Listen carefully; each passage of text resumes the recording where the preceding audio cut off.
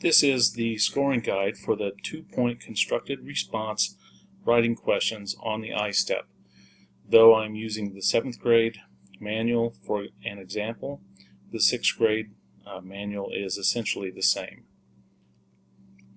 The introduction on the second page just describes the type of questions and explains that the students will get a short piece of reading and then they will answer 3 questions over the reading. It also explains that the students need to answer in the correct format to receive full points.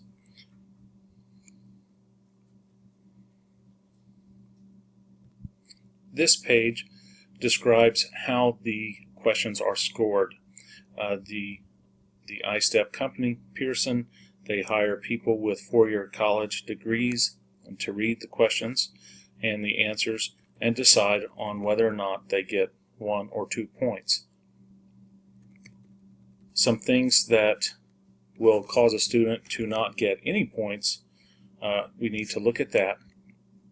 Naturally, A, if the student does not write a response at all. B is a big one. It is important for our students to write legibly. The more legible their answer is, the higher chance they have of getting their score. If it is illegible or if the scorer has a hard time reading it, the student could fail the question even though they answer it correctly. All depending on whether or not it is readable. If a student is bilingual or if English is the second language, they need to make sure they focus on English and not use any acronyms, any kind of jargon slang, or go in and out between English and another language. If instead of answering the question they just copy from the text, that would also get a no score. And if their response is rambling and has nothing to do with the question, that would not receive a score. Here is the example of the rubric. A student can get 2 points. To get 2 points, the maximum, they must fulfill all the requirements of the task, and the information given is text-based and relevant to the task. To only get 1 point would be if they partially fulfill the requirement or some of the requirements, but the information is too general or too simplistic, not supported by the text.